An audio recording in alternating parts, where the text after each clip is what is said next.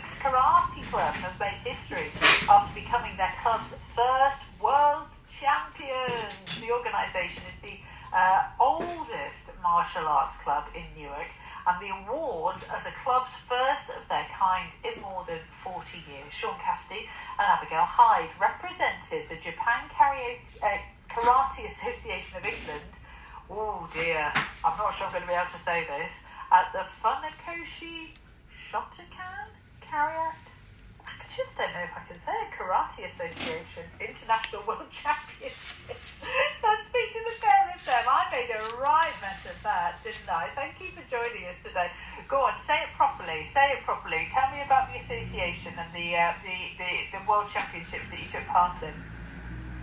Hiya. So the World Championships was held in Crawley, just south of Gatwick Airport, and we had countries from like Poland, there was Lithuania, there was quite a lot of countries, pretty much everywhere, to be honest. Wow. So what was it like then? All of these kind of countries coming together in this big event. What was it like, Abigail?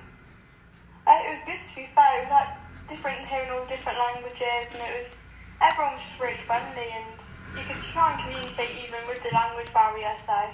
Oh, well, that's the most important thing, isn't it? Is if you can get kind of a sense of how international it is by being able to communicate. So just tell me about these championships then. How important are they? They are quite important. So we went as part of JKA England squad. So we were representing England as well as the association we're from. So it was quite a major competition for us to try and perform our best and show how we fight and everything. Yeah. So tell me about the competition itself. It obviously went really well for you. Because we're celebrating with you this afternoon, and huge congratulations for that. But tell me about all the different events throughout the competition then. So you have kata, which is a set movement, and you have to perform that, so it's kind of like a performance. So you have individual kata and then team kata, where there's 3 of you performing. And then you also have team kumite and individual kumite, which is the fighting. So the team kumite is 3 people. Wow. And you're fighting each other, are you? Were you fighting another team? We're fighting another team. Goodness me. And did you go into this competition knowing that you were going to be kind of a favourite in it? No, not really. Well, that's amazing then. That's amazing. And so how do you feel now reflecting on the experience? Yeah, it's quite a positive outlook on it now, because you have to work so hard to get to those positions, and it just shows that the sacrifice pays off. Yeah, and again, to be able to compete after the time that we've had with the pandemic and everything, I bet you just must be so happy to be able to be taking part in competitions now. Yeah, definitely, and obviously winning the medals is just a bonus as well. So is that what you want? Do you get a medal? Do you get a trophy as well?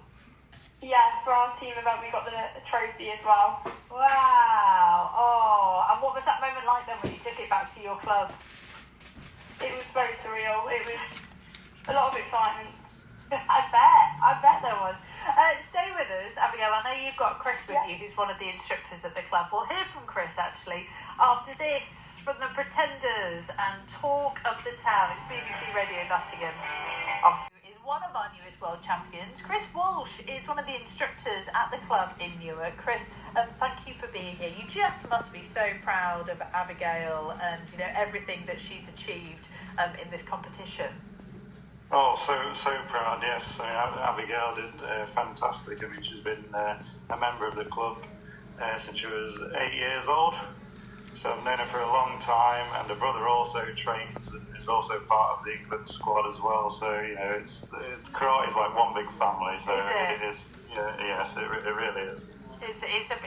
I often do hear that about karate, maybe more so with karate than other sports, is that you do, in a family, you do tend to get all the kids, and it kind of doesn't matter whether they're boys or girls, that you just get them all with you. Yeah, and that's the thing. It's for all ages as well. Like I say, Abigail's been with us, from 8 years old. But we have one of our other instructors that's been doing it for a really long time, and she's in her 70s. So it really is for any age. And why do you think that is? Why do you think it does appeal across the age ranges? Because you can just go at your, you can go at your own pace. It's your own journey. You can push yourself as hard as you want. If you want to back off a little bit, then you can back off a little bit. It's fine. It is just what you want to make of it. Yeah. So let's talk about the competition that Abigail has just taken part in. Obviously, just a massive deal, isn't it? This is a really big deal and something we absolutely should be celebrating as we are.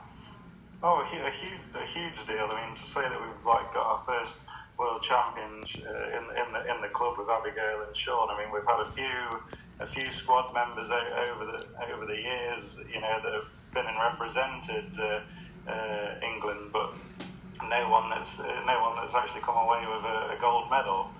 So it's absolutely fantastic. What does it take then to be a world champion in karate? A lot of dedication, training, minimum 3-4 times a week, squad training down in Westminster, sometimes once, twice a month, depending, when the competitions are coming up. Supplementary training outside of karate.